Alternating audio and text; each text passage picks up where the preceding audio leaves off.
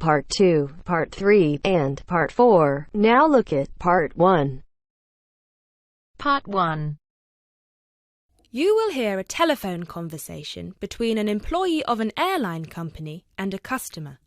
You have 30 seconds to look at questions 1 to 6.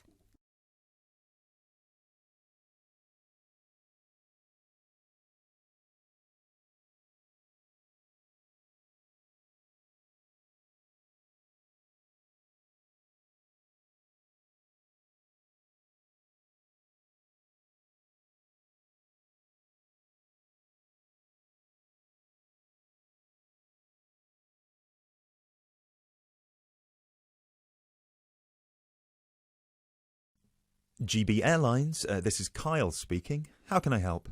Hi, my name is Matt Walsh. I'm calling on behalf of Mr. John Sparrow to claim expenses for a delay in his flight last week. Good morning, Mr. Walsh. Thank you for calling. Could you please tell me the flight number and the date of departure? The date of departure was the 24th of January, 2016. I'm afraid I don't have the flight number in front of me at the moment. Okay, that's all right. One moment. Could you tell me where was Mr. Sparrow departing from? He was departing from Athens. Is that Athens, Greece, or Athens, Georgia? Athens, Greece. Right. And what was the destination? It was Heathrow, London. Right. We've got 2 flights from Athens to London, Heathrow, on the 24th of January 2016. Was it the 3:25 p.m. flight or the 9:45 p.m.? It was the later one, 9:45. Okay, so the flight number is GB1011. Right, okay. Okay, yes. I can see that Mr. Sparrow's flight was cancelled and he was booked on the next flight on the 25th of January at 3:25 p.m. Is that correct? Yes, that is correct. According to our system, one of my colleagues spoke with Mr. Sparrow on the phone on the 24th to inform him of the cancellation and offered to book a hotel for him for the night, but Mr. Sparrow preferred to book one himself. Yes, because he didn't want to stay near the airport, as the next flight was in the afternoon. Yes, of course. Could you tell me which hotel he stayed at? Yes, he stayed at the Hypnos Hotel. Oh, could you spell that for me? Of course. That's Hypnos. Right. Thank you for that. And could you please tell me how much the total cost was for the night? Sure. It was €73. Right. Do you have a copy of the receipt for that? Yes, of course. Would you like me to send it to you? Yes, please. Can I email a picture of it to you? Absolutely. The email address is refunds@gbairlines.co.uk. Great, thank you. No problem. Were there any other expenses you wish to claim? Actually, yes. There was also the taxi ride to the airport and the taxi ride back the next day. Right. And what was the total cost? The first taxi ride was €53 and the second one was 42, so 63, 73, 83. Yeah, so the total was €95. I'll send you the receipt for those as well. Thank you. Are there any other expenses? No, I think that's it.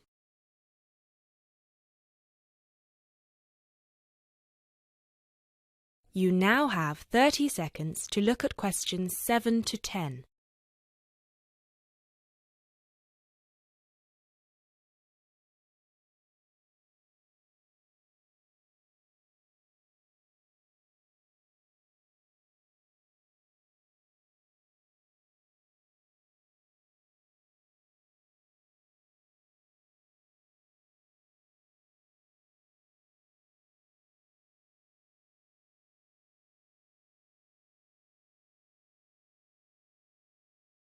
Excellent. So if you could please send us the receipts for the hotel and the taxi rides, and after we receive them it should take about 48 hours for the funds to reach Mr. Sparrow's account. Perfect. Thank you so much. My pleasure. Is there anything else I can help you with? Actually, yes. There's one more thing. Mr. Sparrow complained about the meal during the flight. He said that it was a bit bland. Right. So he asked me if it was possible to switch to a different meal option for his upcoming flight to Kiev next week. Right, of course. Just give me a minute, please. Right, I see that Mr. Sparrow had the light meal option for his flight to London, and you would like to change that. What would you like to change it to? What are the other options? We've got 12 different meal options. Would you like me to list all of them for you? Well, Mr. Sparrow has told me that he would prefer something without meat. How many of these do not contain meat? We've got 3 meal options without meat. We've got the vegetarian option, the vegan option, and the Asian vegetarian. What's the difference? There's a variety of different dishes served with each option. For example, next week the vegetarian option will be a small spinach and feta cheese pie, a bread roll, a salad, and tropical fruit. And the vegan option? The vegan option doesn't include any dairy products, and it also doesn't include fowl, eggs, or honey. I'm afraid I don't have the specific menu for this week, but I can email it to you as soon as it becomes available. Oh, could you do that? That would be great. Yes, of course. I can email you a detailed description of all the meal options if you like. Yes, please. No problem. Please do not forget to call us back to change the meal option. You need to do that 48 hours before the departure time for international flights and 24 hours for domestic flights. So 48 hours for this one then? Yes, exactly. Perfect. Oh, no, I'm sorry. Transatlantic flights require 48 hours. All flights within Europe require 24 hours. So in this case, you will need to call us 24 hours in advance. I apologise for that. Okay, great. So, could I please have your email address so I can send you the menus? Certainly. It's matt.walsh@sparrowlimited.com.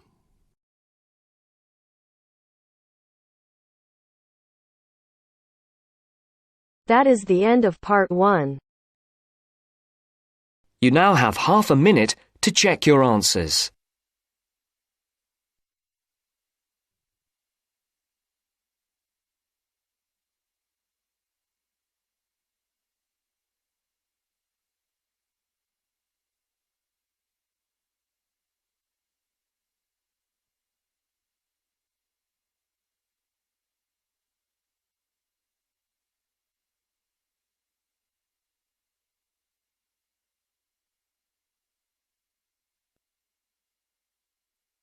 Now turns to part 2. Part 2.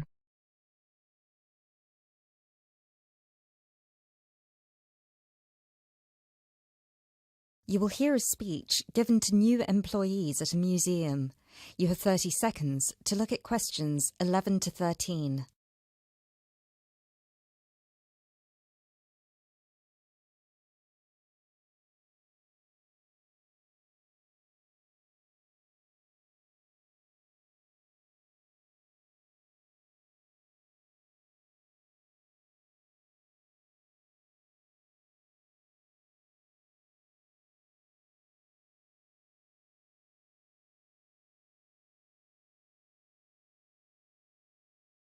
Allow me to introduce myself.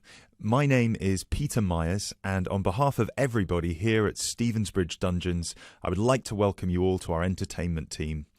This year, the hiring process was especially competitive, and it might interest you all to know that for every position there were almost 30 applicants, so you really are the best of the best. In a moment, I will take you on a tour of the museum so you can get an idea of what the space is like. But first of all, I would like to show you around the staff room. Our staff room is located at the back of the building over here. You will notice that there are 2 entrances to the staff room. One leads to the room we're in now, which is the main and oldest dungeon here at Stevensbridge, which we have turned into the museum. This is where you will greet the new visitors, and also where the tour throughout the dungeons will begin. I should mention now that we only ever send visitors through as part of a group, so even on the busy days you will still get roughly 10 minutes of free time between each group. Make sure you use that time wisely, because you'll need to get straight back into character as soon as it's over. Now look at questions 14 to 20.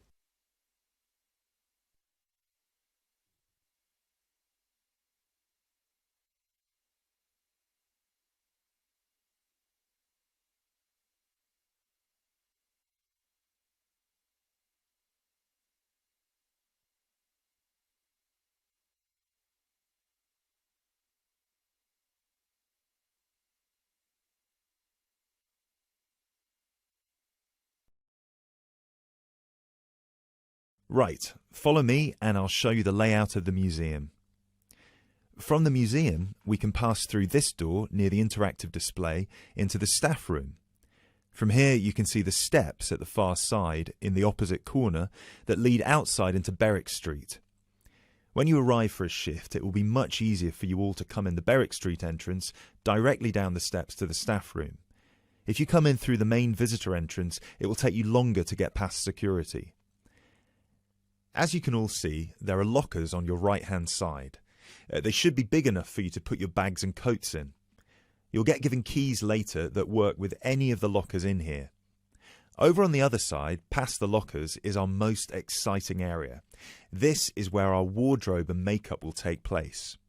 Every shift, you will be transformed from normal people into grotesque medieval prisoners.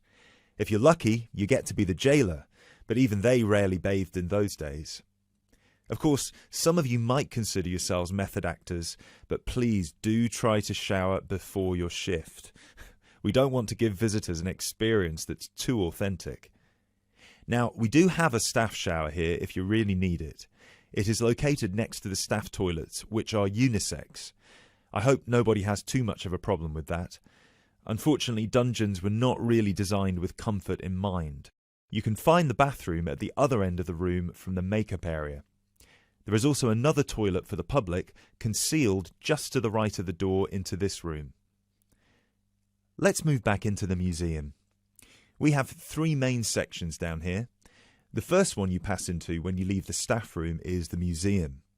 This is where all the useful information can be found, such as dates, number of prisoners, and the kinds of torture that were used. I know it's a lot of information to take in on your first day, but try to learn as much of it as you can.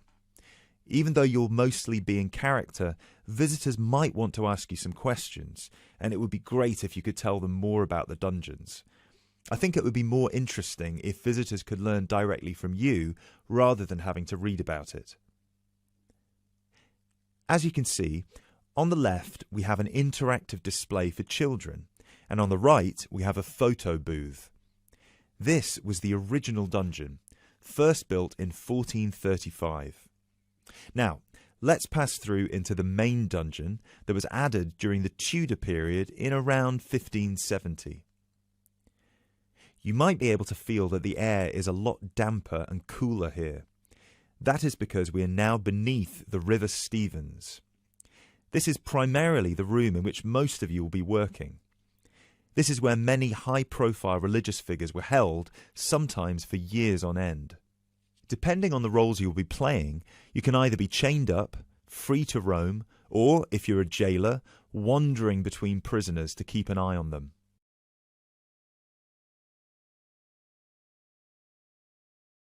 Now we will pass into our third and final section, the prison cells. Over here, you can see there are some wooden stocks and a fake gibbet. Don't worry, I can see a couple of you looking concerned. You don't need to reenact any of the torture scenes for visitors. One person each shift will play the jailer in here, where you will give a speech to the group about some of the more notable prisoners to stay here in the past. This is usually the end of the tour, but some visitors will certainly want to ask you more questions at this point, so please try your best to make yourselves available. Help them by answering any questions they have. Also, feel free to guide the visitors through the museum if you see that they're going the wrong way. This concludes our introduction to your new workplace. If you'll please follow me, I will get you all issued with your keys and some information about the dungeons that you can take home with you to study. I will also introduce you to your shift supervisor, Alice Stiles, and you can ask her any questions you may have about your roles.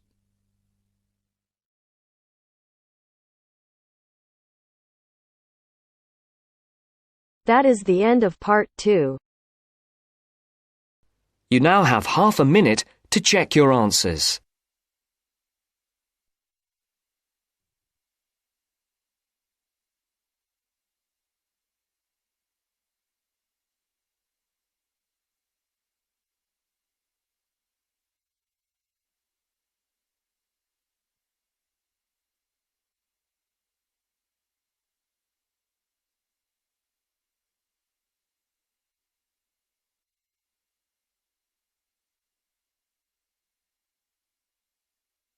Now turns to Part 3. Part 3.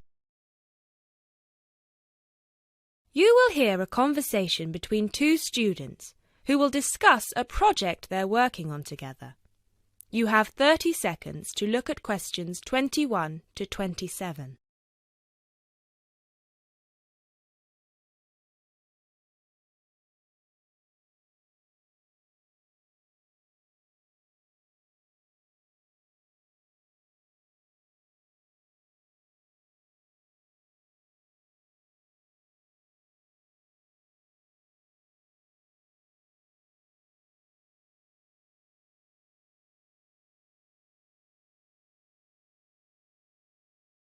Hey, Jess, glad you could make it. We've got a lot to discuss. Hi, Matt. Yes, sorry I'm a bit late. I did bring all my notes with me. Yes, me too. Where shall we start? Well, I think it would be a good idea to clarify our objectives just one more time. Yes, good idea. Okay, here we are.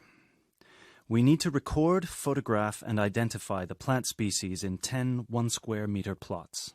Does it say anything about where these plots should be and how they should be laid out? Ah, here it is. It says that all the plots need to be no more than 10 meters apart. And how do we choose them? Ah, this is the fun part. I remember this. Here we are. Make a 1-meter square frame using bamboo sticks available from the department stores. Yes, we've already done that. I know, I'm just reading the whole section. Okay. One person stands roughly in the middle of the chosen area and throws the frame. The other person uses a tape to mark out the square where the frame landed and returns frame to thrower. The thrower then turns a few degrees on the spot and throws again. The thrower must turn slightly after each throw and vary the force of the throw until after the 10th throw they are pointing in almost the same direction as the first. That sounds a bit complicated. That's only because it's all in writing. It's just a simple throw, turn, throw, turn, throw, turn until we have 10 squares. And I guess you want to do the throwing. Well, if you don't mind. I'm sure you'll be more accurate at marking the squares. Yes, I am sure I am, and I'm sure you've got a stronger throwing arm.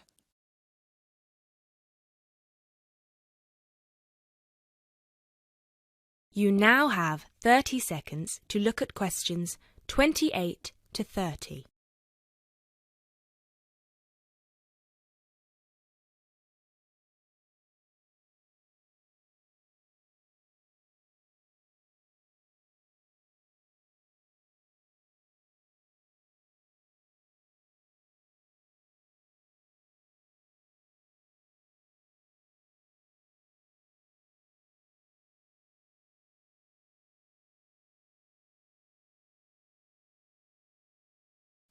Okay, good. We've got that sorted. Now we need to decide where to go. Yes, I've been thinking about that and I've brought the map. Ah, well done. I forgot mine. Now, I've identified 3 possible locations, but they've all got some disadvantages. Okay, fire away. Well, the area around this lowland marsh could be interesting. There'll be a lot of interesting water plants here. Looks good, but what's the problem? Mainly that it's already a designated nature reserve, and I think there's already been a lot of research done here. Ah, I see. Well, I'd rather do something that's new and can be useful. I agree. That's why I identified this area further west. See, here, behind the beach. Oh, yes, I see. That area there, where it's flat, but quite high. Exactly. If you look a bit further inland, you'll see that there are hills which will protect that area from strong north winds. I see. Excellent. But what's the problem? Just that it may not be very interesting. We know that the geology there is not conducive to a wide variety of plants. I agree. So what's your last idea? Well, I think this one is a bit of a winner, although I did want to show you the other 2. Look up here, on the north coast. Where?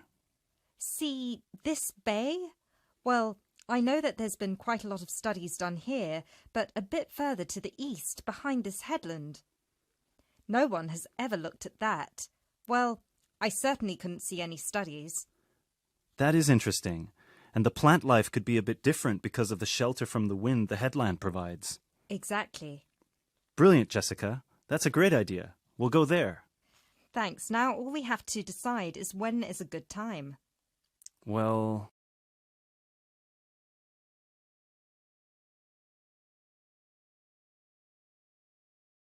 That is the end of part 3. You now have half a minute to check your answers.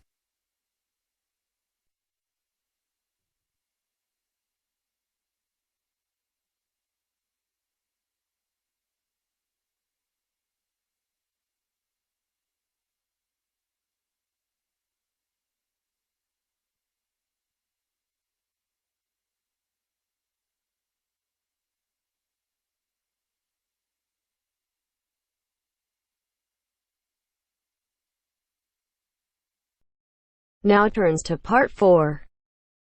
Part 4. You will hear part of a lecture about architecture. You have 30 seconds to look at questions 31 to 36.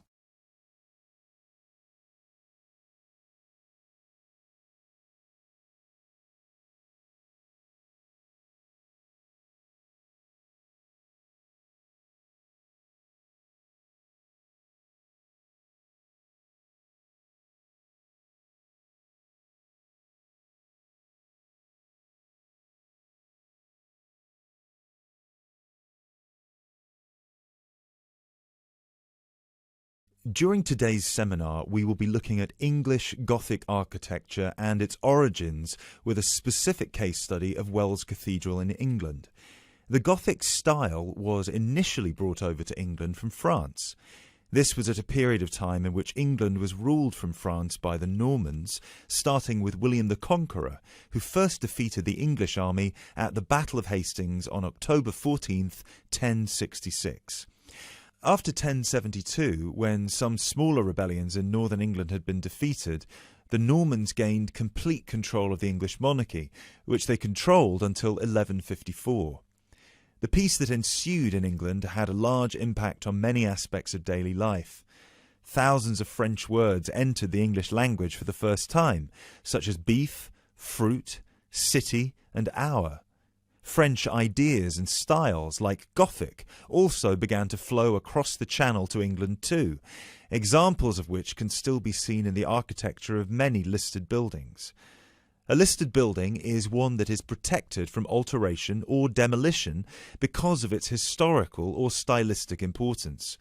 One such building is Wells Cathedral. Construction on Wells Cathedral began in 1175, at a time when Gothic architecture as a style was in its infancy. As a result, it is one of the first entirely Gothic buildings ever constructed. From the first design to the date it was completed in 1490, Gothic architecture flourished in England. Therefore, later additions to the building were still influenced by this Gothic style, rather than by later architectural styles such as Tudor architecture. Older cathedrals in England would have initially been influenced by Romanesque architecture, alternatively known as Norman architecture in England. As the former name suggests, Romanesque was a building style based on the skills passed on to various areas of Europe by the Romans. When the Western Roman Empire collapsed in the 5th century, these methods were retained by Rome's former colonies and developed further. One such Roman gift to the Romanesque architects was the round arch, also known as the true arch. The Romans perfected this style by using wedge-shaped stones called voussoirs, which created pressure that held the structure together at the top. Cathedrals in England, such as the ones in Ely and Canterbury, were started before the arrival of Gothic architecture. Even though parts of those two cathedrals, which were constructed later, are in the Gothic style, other sections predating the arrival of Gothic architecture are Romanesque. The result is known as eclectic, because the building is constructed using more than one style. All of these cathedrals belong to a group known as the medieval cathedrals of England. There are 26 different buildings that belong to this group in total. all of which were constructed or added to during a 500-year period from 1040 to 1540.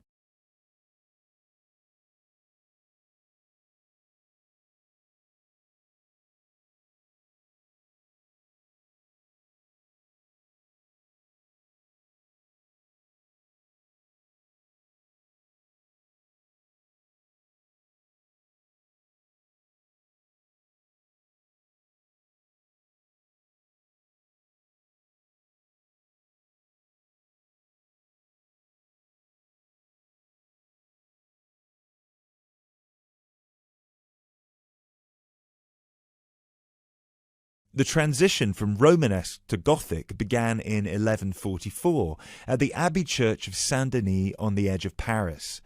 It was here that a Benedictine abbot by the name of Suger had just completed his plan to rebuild the Basilica of Saint-Denis in a new style through which he believed the dull mind rises to truth through that which is material.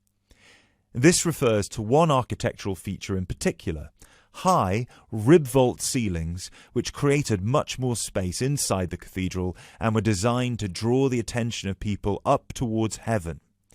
This design feature also allowed whole walls of the cathedral to be transformed by colourful stained glass. Work started on Wells Cathedral soon afterwards, greatly inspired by Abbot Suger's work. Planned in the crucifix style with the head pointing east and foot pointing west, the cathedral is 126 metres long and the nave is 20 metres high. This is quite low compared to some of the bigger cathedrals elsewhere.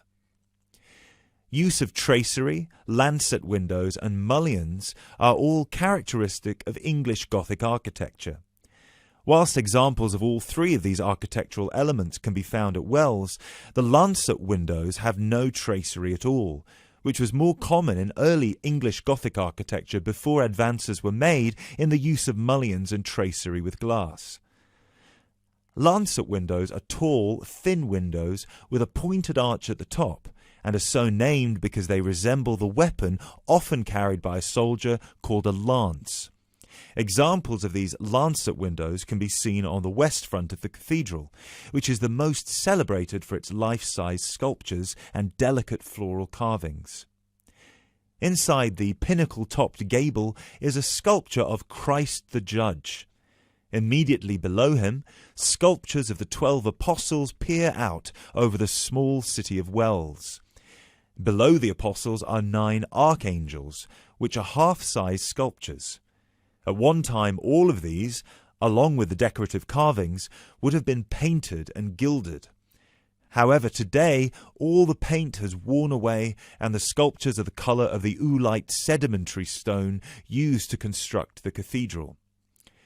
It is remarkable to think that more than 800 years ago, such magnificent buildings were created without the use of large cranes and modern technology. It would have taken much longer, but it is possible to see the high level of craftsmanship and attention to detail that is less common in the modern day.